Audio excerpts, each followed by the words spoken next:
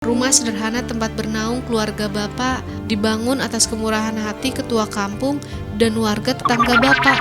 Rumah sederhana tempat bernaung keluarga Bapak dibangun atas kemurahan hati ketua kampung dan warga tetangga Bapak. Ya, keadaan rumah ini memang gak layak sebagai tempat tinggal. Susunan papan kayu yang seadanya gak melindungi anak-anak dari dinginnya malam. Belum lagi kondisi yang berantakan dan kotor karena bersatu dengan kandang ayam. Gak ada listrik, juga gak ada kamar mandi. Tapi anak-anak bapak dan ibu gak mengeluhkan kejadian ini. Chris, anak perempuan satu-satunya di keluarga ini, menjalani hari-harinya dengan ceria dan sederhana. Chris, ayamnya tuh makan ubi apa jagung sih? Dua-duanya. Dua-duanya. Biasanya kalau ubi tuh ubi yang udah kering atau masih basah atau gimana? Yang masih basah. Oh, masih basah. Iya. Kalau jagung? Kalau jagung masih basah mau, kering juga mau. Oh gitu.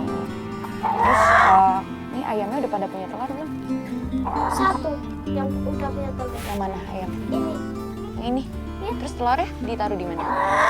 di dalam tuh Oh, mau dimasak apa mau dijadiin ayam lagi? jadi ayam lah. Ayam-ayam peliharaan Chris ini bisa dibilang adalah tabungan untuk keluarga ini. Makanya walaupun punya banyak ayam, tapi keluarga Chris nggak pernah makan ayam, kecuali ada ayam yang mati karena tertabrak atau sakit. Miris ya.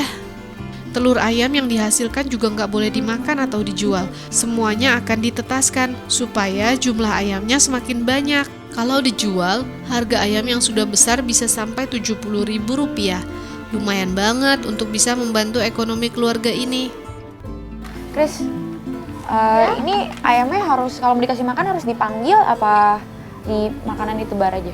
Ya makanannya ditebar nanti datang sendiri. Kan udah ngumpul semua. Terus ini ubinya begini aja dikasihnya? Enggak, diparut dulu. Diparutnya pakai apa? Ini? Oh, jadi sekarang harus parut dulu nih? Iya. Semoga saja ayam-ayam peliharaan Chris sehat terus dan cepat tumbuh besar.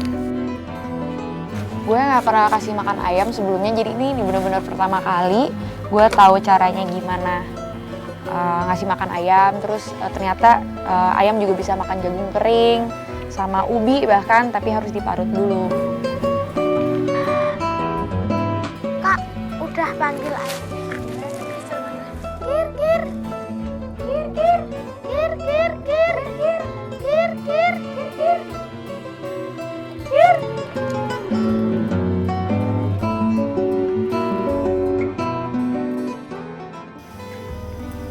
Ini, tolong deh ini.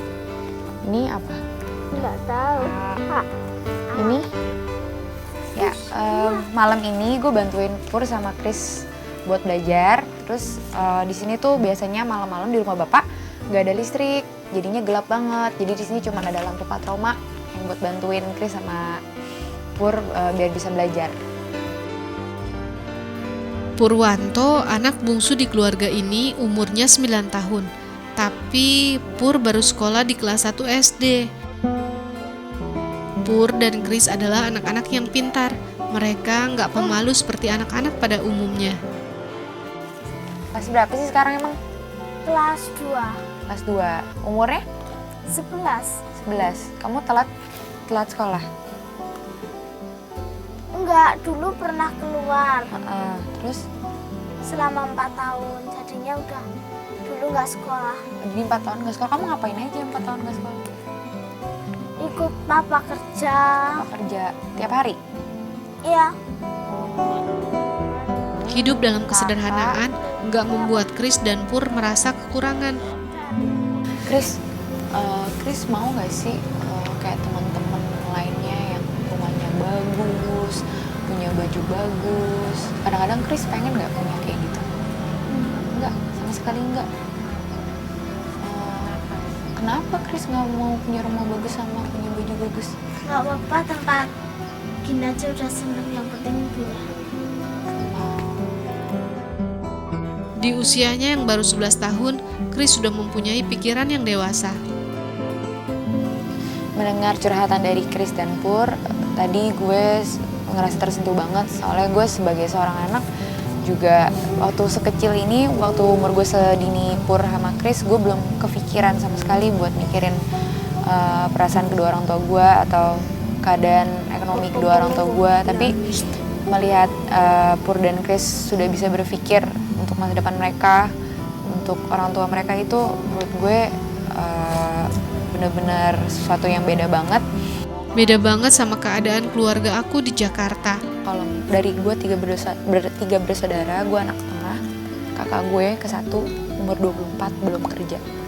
Adik gue yang paling kecil benar-benar masih kayak anak kecil, kerjanya main tiap hari. Belajar pun masih harus disuruh, sekolah pun males-malesan. Kalau kakak gue juga masih kuliah umur 24 gitu. Jadi menurut gue kalau mereka ini dibawa ke tempat seperti ini, mereka bisa baru sadar sih. Karena selama ini kalau misalnya gue bilangin adik dan kakak gue, mereka bisanya marah-marah ke gue gitu. Aku jadi iri sama Chris. Selama ini aku berusaha menjadi contoh untuk adik dan kakakku. Aku ingin merasakan kerukunan keluarga seperti di sini.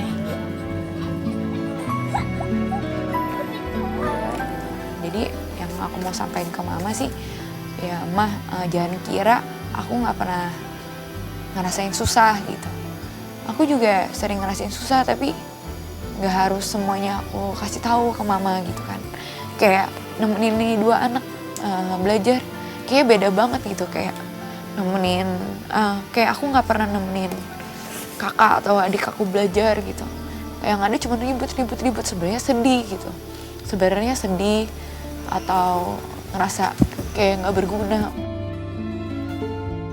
Pulang dari sini, aku berharap bisa memperbaiki hubungan dengan keluargaku.